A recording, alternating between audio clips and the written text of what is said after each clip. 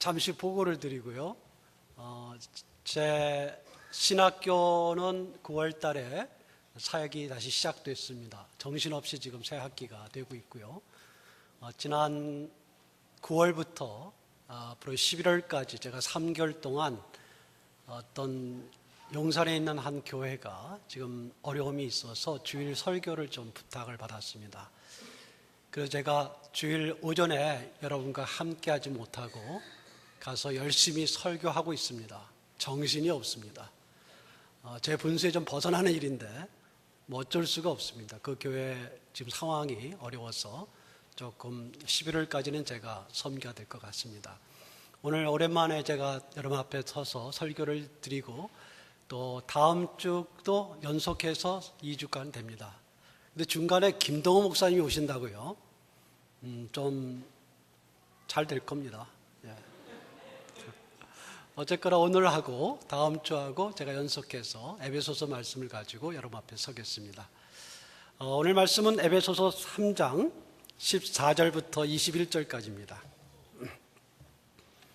313면 에베소서 3장 14절에서 21절까지인데요. 한 절씩 저랑 교독하시겠습니다. 이러므로 내가 하늘과 땅에 있는 각 족속에게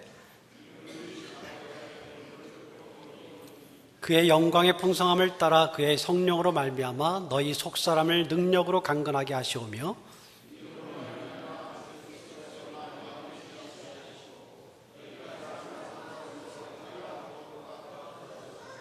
능히 모든 성도와 함께 지식에 넘치는 그리스도의 사랑을 알고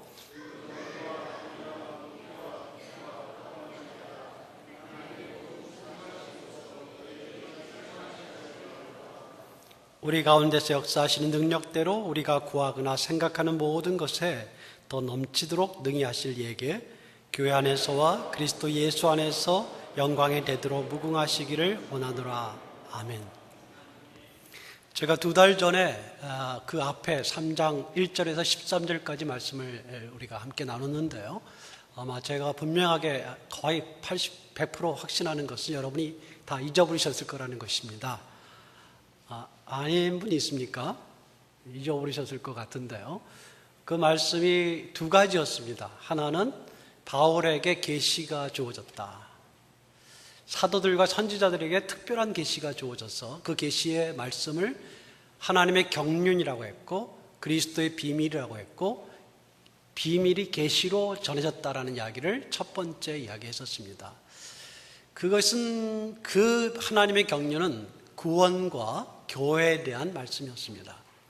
두 번째 부분에 가서는 바울은 이러한 복음, 이러한 하나님의 경륜, 계시를 알고만 있을 뿐만 아니라 이것을 전하고 나누는 일에 일꾼으로 부르심받았다는 것을 이야기하면서 이것은 나에게 큰 은혜다라고 강조하는 부분이 있습니다.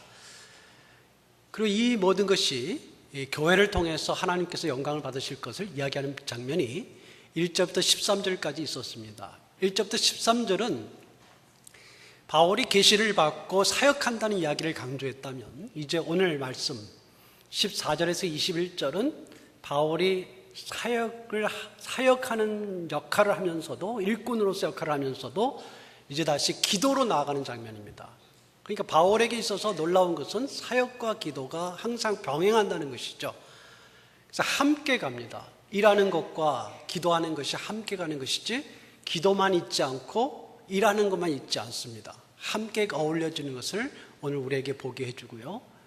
또 하나 지금 바울은 성도들에게 이야기하면서 너희에게 13절, 1절과 13절에 너희가 내가 감옥에 갇힌 것에 대해서 걱정하지 마라. 그렇게 이야기하죠. 걱정하지 말 것을 이야기하면서 그걸 구했습니다. 성도들에게 그렇게 권면했습니다. 그리고 나서 그는 방향을 틀어서 하나님께 나아가 하나님께 이번에는 구합니다. 그러니까 성도들에게 이야기하고 권하는 것과 하나님께 나아가는 것이 같이 되어 있는 부분, 이 부분이 3장의 2개의 본문이 짝으로 형성된 부분입니다. 오늘 기도를 통해서 바울은 이제 하나님께 나아가면서 간절하게 기도하는데요. 이 본문은 14절 15절과 20절, 21절 이렇게 해서 시작과 마지막을 형성하고 이 안에 중간 부분에 내용을 담고 있습니다. 그 내용 부분이 16절에서 19절이 되겠죠. 그 시작 부분이 14절, 15절로 기도를 시작하는데 바울이 기도를 시작하면서 특별하게 기도를 시작합니다. 바울이 그가 기도하는 자세를 이야기하면서 무릎을 꿇고라는 말을 하죠. 무릎을 꿇고 기도합니다 라고 하는데 바울 당시에도 오늘날도 마찬가지지만 기도에는 여러 가지 자세가 있습니다. 특히 그 당시에는 손을 들고 기도하거나 가슴을 치거나 또는 죄를 뿌리고 회개하는 기도를 하거나 여러 가지 기도가 있었는데 그 중에 하나가 무릎을 꿇고 하는 기도였습니다. 무릎을 꿇는다라는 것은 상대, 특히 하나님께 대한 복종과 경배를 이야기합니다. 하나님, 나의 복종을 받으시기에 마땅합니다. 그러니까 기도하면서도 하나님께서 내가 원하는 걸 해주십시오라는 떼쓴다기보다는 하나님의 뜻에 맡깁니다. 하나님께서 해주시길 바랍니다. 이런 마음이 무릎을 꿇는 자세에 있는 거예요. 그리고 또 하나, 이것은 경배의 자세입니다. 하나님이십니다. 그러므로 하나님께서만이 하실 수 있습니다라는 경배의 진실된 자세가 무릎을 꿇고라는 말을 일부러 바울이 기록한 이유라고 생각이 듭니다. 그런데 바울이 무릎을 꿇고 기도하는 하나님을 뭐라고 이야기하냐면 하늘과 땅에 있는 각 족속에게, 모든 족속을 말합니다. 하늘에 있는 족속은 천사들을 이야기하는 천상의 존재들을 말하겠죠. 근데 땅에 있는 족속은 우리 인류를 말할 겁니다. 인류와 땅에 있는 모든 존재들과 민족들과 인종들을 포함해서 나라들과 하늘의 모든 족속들에게 이름을 주셨다라는 것은 그들을 존재하게 하셨다라는 거예요.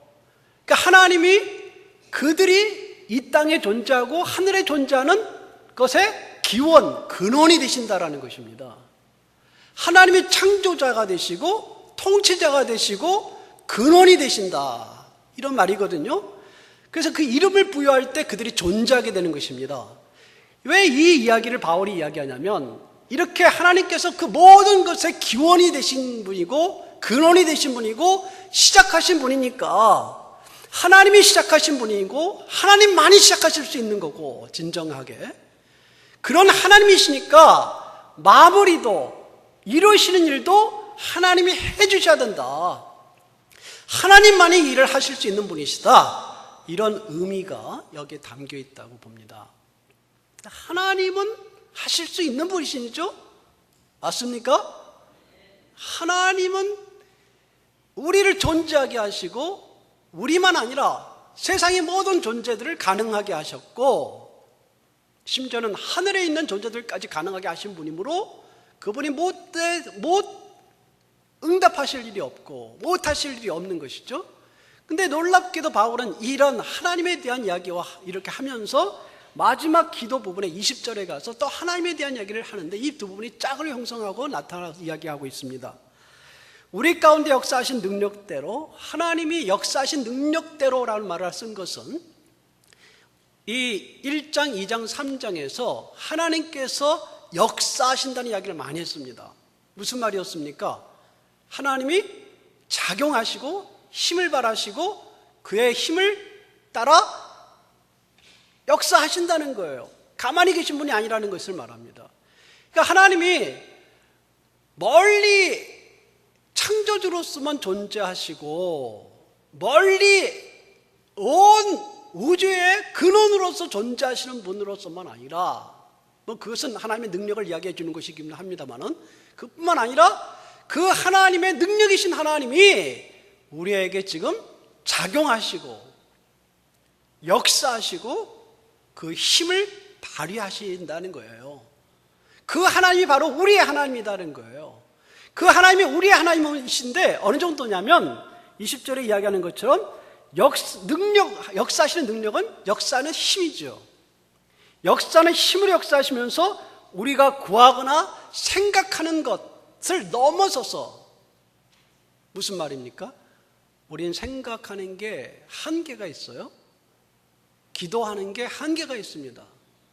우리가 기도하는 것이 하나님께서 보시기에 사실 별거 아닌 걸 가지고 우리가 붙잡고 기도하는 수도 있고, 기도하다가 힘이 들어서 못할 수도 있죠. 이제 연세가 드시면 기도 잘 나오세요, 안 나오세요? 괜히 물어봤습니다. 저희 어머니도 연세가 드시니까 기도 참 많이 하시던 분인데 이제는 힘들어 왔어요. 그러시죠? 이게 말이 잘 안 나오시기도 하고 이 힘이 많이 드시잖아요. 그러나 하나님은 어떤 분이십니까? 우리의 기도하고 간구하는 게 부족해도 그것을 넘어서서 내가 생각하는 게 좀 부족하고 미천하고 한계가 많고 또 초라하고 때로는 하나님 뜻에 바람직하지 않은 그런 생각을 하고 하나님께 간구하지만, 그러나 하나님은 그걸 넘어서서 창조주이시며 통치자이신 그분이 우리에게 능력으로 다가오셔서 우리의 생각과 우리의 기도하는 것을 넘어서서 우리에게 갚아주시고 응답해 주시고 도와주시는 하나님으로 오신다는 거예요.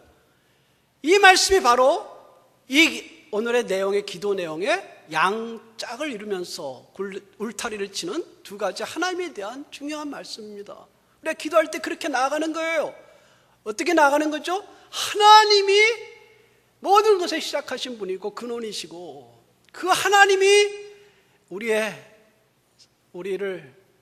응답해 주십시오라고 나아가는 것이고요. 또 그 하나님이 멀리 계시는 분이 아니라 내 생각과 내 기도를 넘어서서 우리의 것을 넘어서서 더 응답하시고 함께 하신 하나님이시다. 이 믿음과 이러한 하나님에 대한 바라봄을 가지고 하나님께 나아가야 된다는 것이죠. 여러분 그런 믿음이 있으시죠? 그 믿음을 가지고 오늘 바울이 이 중간에 기도의 내용을 이야기하고 있습니다. 그 기도의 내용이 어디서부터 어디까지라고요? 16절에서 19절입니다. 16절에서 19절은 두 개씩의 절로 되어 있는데 앞에 16절, 17절과 18절, 19절로 되어 있습니다. 16절, 17절은 먼저 하나의 기도인데 여기 오늘 개역성경에서 보게 되면 우리 한글 성경은 뒤에 17절이 터가 굳어져서 끝에 보면 이어지고 있죠. 18절로. 근데 사실 여기서 끝나는 게 좋고 그 다음에 18절, 19절로 나가는 게 좋습니다. 그러나 이어진다고 볼 수도 있겠죠. 왜냐하면 첫 번째 기도가 이어서 두 번째 기도로 가기 때문입니다. 이 첫 번째 기도에서 바울이 간구하는 기도의 내용이 뭐냐면 16절에서 속사람이 강건하게 해달라는 것입니다. 이걸 직역하면 속사람 안에서 강건해진다는 말이고요. 또는 속사람을 향해서 강건해진다는 말인데 결국 속사람이 이 속이 우리 안에 속에 있는 내적인 것이 뭔가 그걸 속사람이라고 말했는데요. 그것이 튼튼해지는 것을 말합니다. 이 속사람이라고 하는 것은 4장에 가서 새 사람이라는 말로 나옵니다. 여러분 4장의 말씀에 이런 표현들을 기억하실 거예요. 옛사람을 벗어버리고 새 사람을 어떻게 한다? 벗어버리니까 입는다 그러죠. 입는다. 그런 말이 나옵니다. 그 새 사람이라는 것은 또 이 속사람도 마찬가지죠. 이 안에 내적인 것이라는 거예요. 내적인 영혼을 말하나요? 또는 내적인 우리의 자아를 말할지 모르겠습니다만은 이 내적인 그리스도 예수를 만나고 변화되고 구원받은 새로운 사람이라는 말하는 것입니다. 예수 그리스도를 만나서 믿게 됐을 때 우리 안에 새로운 존재가, 새로운 변화가, 이제까지 옛 사람들이 살았던 그 모습이 아니라 이제 달라진 것이 이 안에 있어요. 맞습니까? 너무 오래돼서 기억이 안 나세요? 믿은 지 너무 오래돼서 이제 모르겠어요? 이 세 사람은 그리스도를 만나면 흥분하고 반갑고 가슴이 뛰죠. 맞죠? 아니에요? 떨립니다. 오늘 말씀 잘하셨어요. 이 속사람은 하나님을 만나기 전까지는 있지를 않았지만 하나님을 만나고 생겨난 변화된 나의 모습입니다. 겉의 모습은 바뀌지 않는 것처럼 보일지 몰라도 이 안에 속사람은 바뀌어 있어요. 변화됐어요. 새롭게 났어요. 새 사람입니다. 이런 존재가 있어요. 근데 이 기도는 뭐냐면 이 속사람이, 새 사람이 강하게 해달라, 강해지게 해달라, 튼튼하게 해달라. 왜 그래요? 흔들리지 않게 하라는 것입니다. 흔들리지 않게. 이 속사람이 강해지면, 속사람이 굳건해지면 원만한 외풍에는 흔들리지 않아요. 문제가 있어도 시험이 들어도 거기에 굴하지 않습니다. 왜? 우리의 속이 강하기 때문입니다. 이 말씀과 함께 17절에 그리스도께서 너희 마음에 계시게 하옵시고 이렇게 나왔어요. 그리스도께서 우리 마음에 계시게 하옵시고 거주하는 것입니다. 그리스도께서 우리 안에 거주하시는 것을 말하는데 좀 우리가 여기에 좀 궁금한 게 있죠? 우리가 예수 그리스도를 믿으면 그리스도께서 우리 안에 계시지 않습니까? 근데 왜 거주를 더 하게 해달라고 하시죠? 여러분 요한계시록 3장 20절에 여러분 기억나십니까? 라오디게아 교회에 하신 말씀이 있습니다. 유명한 이야기가 있죠. 라오디게아 교회는 7교회 중에서 마지막 교회죠. 그 7교회 중에 마지막 교회인데 책망을 많이 받았습니다. 왜 그랬습니까? 차지도 않고 어떠지도 않았어요? 뜨겁지도 않았습니다. 그러니까 그 뭐냐면 이 반응이 없어요. 반응이. 그런 걸 말해요. 그래서 여러분 레오디키안이라는 그 영어가 거기서 나오게 되는데, 라오디게아의라는 말이 나오게 되는데 그게 뭐냐면 관심이 없는 사람이에요. 정체에도 관심이 없고 종교에도 관심이 없고 그런 사람을 레오디키안이라는 말로 씁니다. 그 말을 그렇게 나왔어요. 무관심하다. 그러니까 이 관심이 없는 그리스도가 옆에서 이야기하시는데도 관심이 없어요. 그리스도께서 지금 그 그리스도의 계획과 꿈을 가지고 그리스도의 사랑을 가지고 우리에게 자극하시고 도전하시는데 반응하지 않아요. 관심이 없어요. 왜? 너무 굳어 있어요. 몸이. 이 겉에가 굳어 있는 게 아니라 속이 굳어 있어요. 목에 굳어 있어요. 반응할 수가 없어요. 그것을 이야기하는 것입니다. 그래서 주님께서 뭐라고 하십니까? 그래서 라오디게아 교인들에게 볼지어다 내가 문밖에 서서 문을 두드린다. 누구든지 내 음성을 듣고 문을 열면 어떻게 된다? 내가 그로 들어와 그로 더불어 먹고 그는 나로 더불어 먹는다. 이게 전도에만 쓰는 말씀이 아니에요. 라오디게아 교인들이 신자입니까? 아닙니까? 신자입니다. 믿는 사람들이에요. 믿는 사람인데 이제 너무 노후했어요. 겉모양이 노후된 게 아니라 속이 노후했어요. 굳어 있어요. 문을 열라는 거예요. 그래서 주님께서 크리스천들에게 도전하시는 거예요. 문을 열고 마음을 좀 열어라. 내가 너에게 들어간다. 들어가서 주님께서 쏙 들어가신다는 말이 아니라 우리 안에 속사람이 새롭게 돼서 그리스도와 함께 그리스도 안에 있고 그리스도가 우리 안에 있고 서로 깊은 사귐과 만남 속에 우리의 심장이 떨리고 우리의 마음이 그리스도로 인하여 흔들리고 새색시 같이 이러한 변화가 속사람의 변화가 일어나야 된다는 것이에요. 그것을 그러니까 지금 그리스도의 내주를 이야기하는 것은 무엇입니까? 바로 그리스도가 우리 안에서 다시 우리와 함께 더 깊은 연합으로 들어가는 것이죠. 여러분 어떠세요? 아까 어떤 권사님께서 말씀하셨습니까? 떨린다고요? 그리스도를 생각하면요? 아직도 그러세요? 그러셔야죠.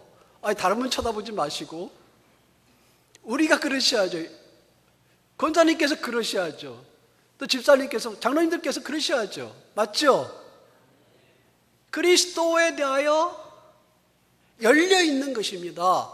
그러면 우리의 겉사람은 시간이 지날수록 후패해요. 머리도 이렇게 휘어지지 않습니까?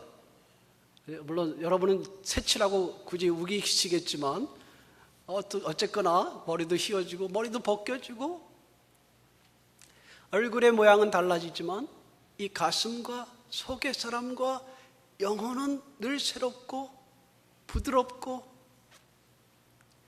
주님께 대하여 떨리고 그러실 수 있죠. 그러시는 게 정상입니다. 우리가 하늘나라 갈 그때까지 우리의 마음이 주님께 대하여 그렇게 마음이 늘 열려있고, 그것이 그리스도의 내주로 인해서 생기는 것입니다. 그리스도의 내주와, 여러분 그렇게 제가 묻겠습니다. 그리스도의 내주, 그리스도가 우리 안에 거하시는 것과 16절에 우리의 속사람이 강해지는 것, 두 가지가 있는데 어느 게 먼저 같습니까? 제가 다시 한번 여쭙겠습니다. 그리스도의 우리가 우리의 속사람이 강건해지는 것과 그리스도께서 우리 안에 거하시는 것이 어떤 것이 먼저겠습니까? 우리가 강해져서 그리스도가 거주합니까? 그리스도가 우리 안에 거주하시면서 우리가 그리스도와 연합하면서 우리의 속사람이 강해집니까? 이거 꼭 물어봐야 되는 문제예요. 뭐 같아요? 이 두 번째 같죠? 두 번째 맞습니다. 그런데 이 둘이 같은 말이에요. 16절과 17절이 다른 이야기가 아닙니다. 동전의 양면입니다. 그리스도가 우리와 거주하시고 우리가 그리스도를 늘 만나는 심장이 뛰는, 이게 뭐예요? 이거 아이돌 가수 중에 이게 있습니다. 이거 아세요? 이런 거? 지난 이야기지만 많이 모르시죠, 권사님들? 이게 심장을 뛰는 것을 상징하는 표현이거든요. 굉장히 리얼해요. 이게 제가 하는 건 여러분이 별로 리얼하게 안 보이시는가 본데, 이게 원래 그 싱어들이 하는 건 굉장히 리얼하게 보입니다. 그리스도에 향한 심장이 뛰는 것이죠. 우리의 속이 강해져서 어떤 것도 흔들리지 않는 거예요. 그리스도와 함께 있음으로 흔들리지 않는 거예요.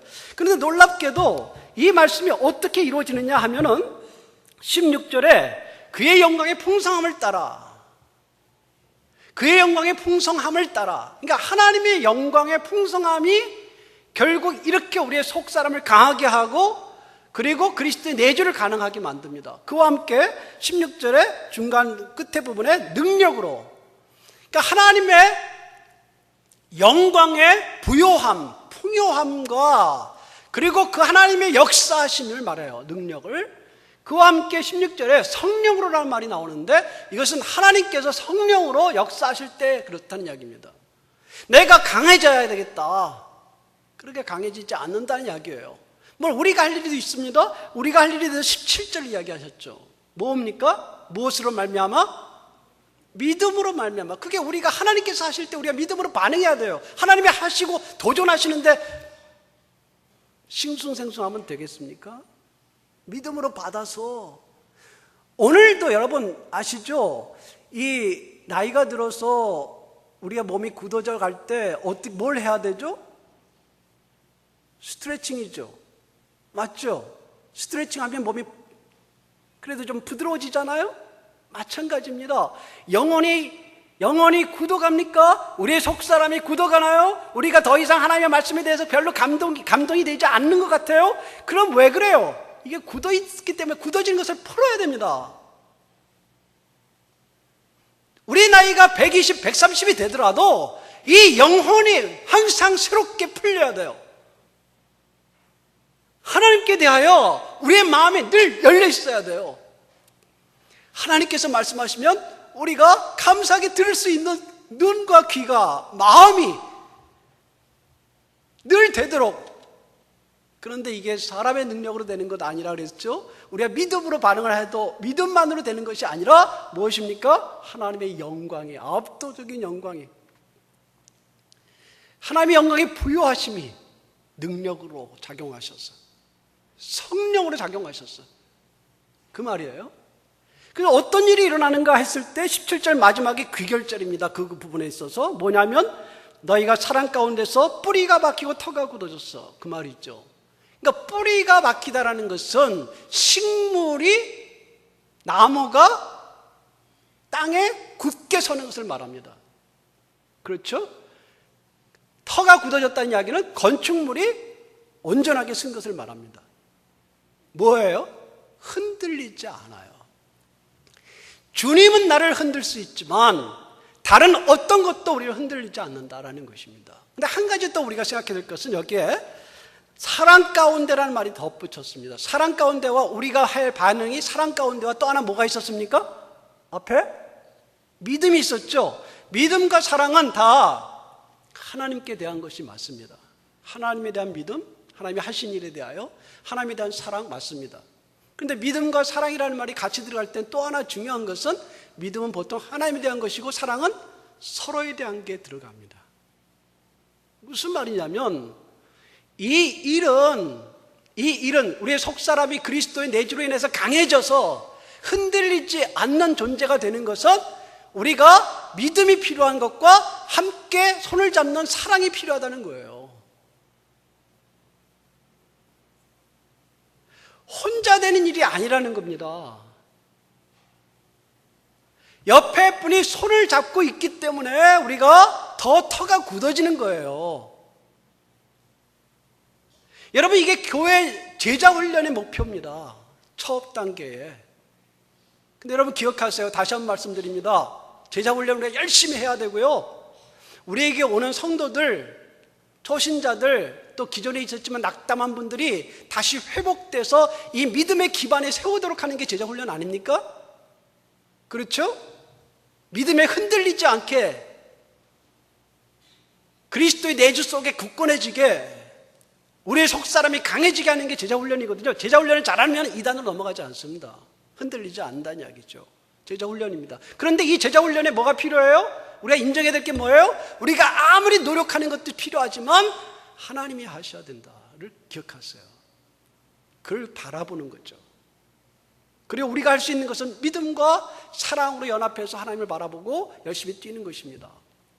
이게 먼저 있어야 되고요. 그 다음에 이것 위에 18절 19절에 두 번째 기도가 나오겠습니다. 18절 19절에 보게 되면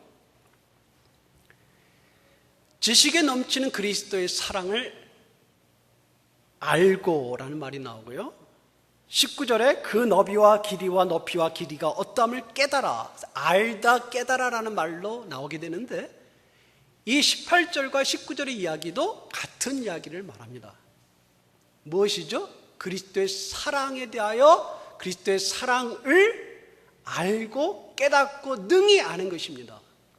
그런데 그리스도의 사랑이 어떤 것이냐라고 이야기할 때 지식에 넘친다고 한 이야기는 우리가 생각하는 그리스도의 사랑에서 알고 있는 것들이 있지 않습니까? 알고 있는 것들이 있잖아요. 그거를 훨씬 넘어설게 더 알아가야 된다는 뜻입니다. 여러분 아시는 거 뭐예요? 우리가 알고 있는 게 있죠? 그리스도께서 우리 죄로 해서 죽으셨다. 그 내가 살아났다. 그의 피 흘림으로 우리가 죄사함을 받았다. 알고 있죠? 근데 그 피 흘림으로 우리가 죄사함 받았다라는 그 지식이 얼마나 깊은지 사실은 우리를 사랑하셔서 그의 몸을 주셨다라는 그 사랑이 얼마나 넓은 것인지 광활한 것인지 깊이 알면 알수록 그 길이를 알면 알수록 끝없는 길이를 하늘까지 높은 높이와 땅 위 아래까지 하는 깊이의 그 사랑에 대하여 깨달으면 깨달을수록 우리가 성장하는 거예요.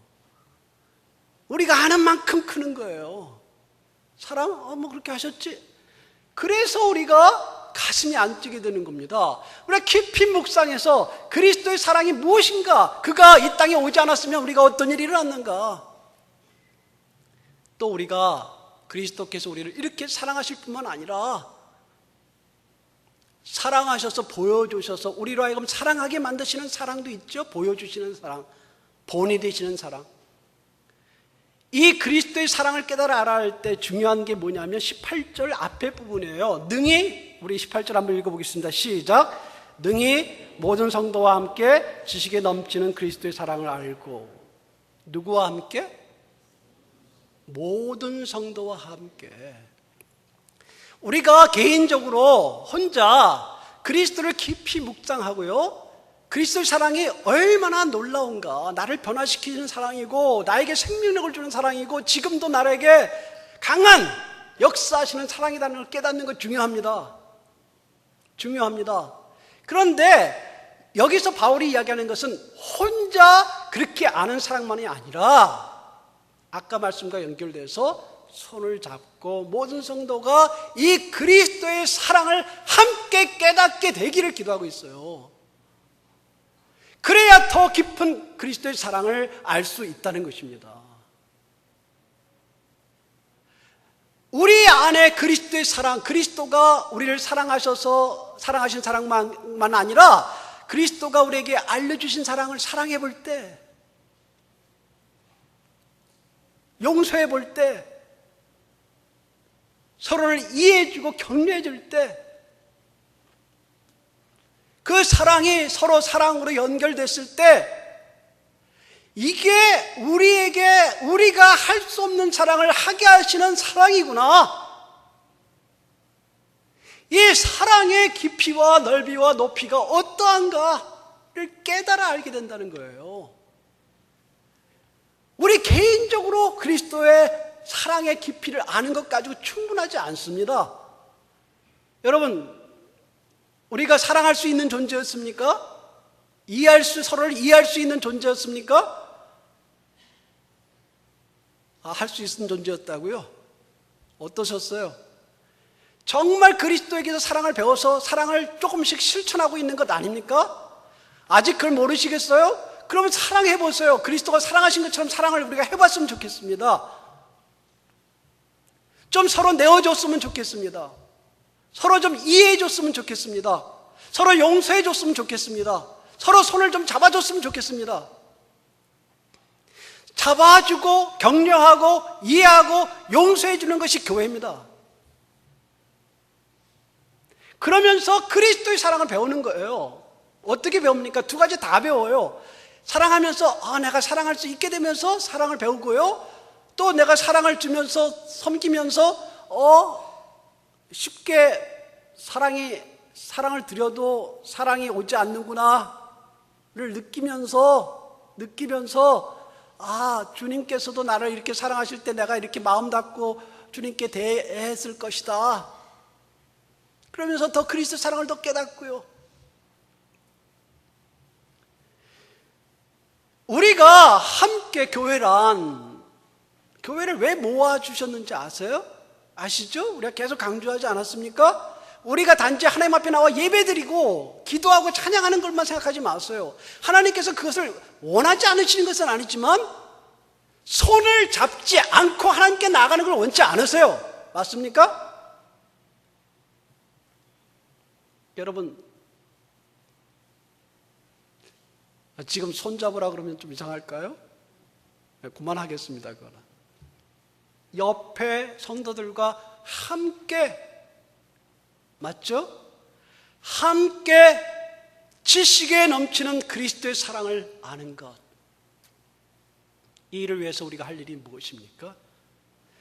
넓이와 길이와 높이와 깊이의 사랑을 깨달아가는 것, 함께. 그래서 귀결절이 19절입니다. 여러분, 귀결절이 나오는 게 19절 마지막에 하나님의 모든 충만하신 것으로 너희에게 충만하게 하시기를 구하노라, 이렇게 해서 이것을 구하는 것처럼 나왔지만 사실은 이 내용, 그리스도의 사랑을 깨달아 알므로써 나오는 귀결절이에요. 그렇게 된다는 것입니다. 이렇게 구한다기보다는 이렇게 이루어진다는 것입니다. 어떻게 이루어지죠? 함께 그리스도 사랑을 알 때 뭐가 돼요? 하나님의 모든 충만하심으로 하나님의 신적인 충만이 우리에게 가득히 넘친다는 것입니다. 여러분, 혹시 기억하시는지 모르겠습니다만은, 좀 오래전입니다만은 1장 23절에 교회가 뭐라고 그랬습니까? 세상을, 만물을 충만케 하시는 자의 충만이다, 이렇게 소개했습니다. 왜냐하면 주님께서 교회를 통하여 세상을 충만하게 하기를 원하세요. 그래서 교회가 충만으로 있습니다. 근데 오늘 말씀을 통해서 어떻게 충만해야 되느냐에 대한 중요한 비결을 하나 이야기해 주셨어요. 충만해지게 되는 비결은 우리가 다른 것보다 함께 우리가 그리스도의 사랑을 공유하고 그리스도의 사랑을 알아가고 깨달아가고 그리스도의 사랑이 도대체 얼마나 넓고 얼마나 길고 얼마나 높고 얼마나 깊은지에 대하여 함께 알아갈 때 하나님의 충만이 넘치게 채워주시는 것입니다. 그러므로 여러분, 다시 우리가 이야기하죠. 우리가 충만하기를 원하십니까? 그러면 여러분 뭘 기도하세요? 하나님께서 먼저 나를 깨서 사랑할 수 있게, 나를 깨서 서로 손잡고 그리스도의 사랑을 알아갈 수 있게 해달라고 기도하세요. 그렇게 되면 충만하게 됩니다. 여기서 우리가 다시 한번 생각할 것은 우리가 서로 함께 손을 잡자, 우리가 서로 함께 사랑하자, 이건 이제 4장 이하에 나옵니다. 반복해서 나옵니다. 이제부터 반복해서 강조됩니다. 우리가 할 일입니다. 1장, 2장까지 하나님이 하신 일입니다. 3장까지도 지금 하나님이 하실 일과 관련해서 이야기하고 있죠. 그래서 다시 한번 우리가 생각합니다. 하나님이 먼저 행하셔야 됩니다. 우리가 하는 것에 한계가 있습니다. 우리가 하는 것에 리바이벌, 부흥, 한계가 있습니다. 내일부터 부흥이 시작하거든요. 오늘 보니까 그러네요. 잘하십시오, 부흥. 근데 부흥이 그렇게 쉽게 되지 않습니다, 여러분. 이거 제가 초치는 게 아니고, 우리의 부흥은 한 번, 두 번의 말씀과 부흥회로 시작되는 게, 이게 그걸로 다 되는 게 아니죠. 그 말씀으로 우리가 새롭게 되면서, 그게 부흥회예요. 새롭게 되면서 우리의 마음이 갱신되면서 서로에 대해서, 하나님께 대해서 열려갈 때 부흥이 일어납니다. 그게 시작이 되는 거예요. 씨앗이 시작이 됩니다. 그럼 우리가 기도하셨으면 좋겠습니다. 하나님, 우리 교회를 부흥시켜 주옵소서 라고 할 때는 하나님의 신성으로, 하나님의 충만하심으로 우리 교회를 충만하게 채워주십시오 라는 기도입니다. 그 기도는 또 뭐라고요? 내가 깨져서 옆에 사람과 손잡고 함께 신앙적 기초를 세워가고, 우리 가운데 누구도 신앙적 기초에서 제외되거나 약해지지 않게 함께 세워가고, 함께 그리스도의 사랑을 알고 함께 그리스도의 사랑을 나눠서 라는 말이에요. 그걸 기다리고 바라보고 될 것을 간구하고, 그래서 하나님이 충만하게 채우셔서 우리를 갱신시켜 주십시오라고 하는 것입니다. 여러분에게 우리 교회에 이 축복이 함께 하시길 바랍니다. 21절에 교회 안에서와 그리스도 예수 안에서 영광이 하나님께 있기를 기원하고 있는데요, 원래 순서는 사실상 그리스도 예수 안에서 그리고 교회 안에서 이렇게 돼야 되겠지만, 그렇게 하지 않은 이유는 교회를 강조하기 위해서입니다. 왜?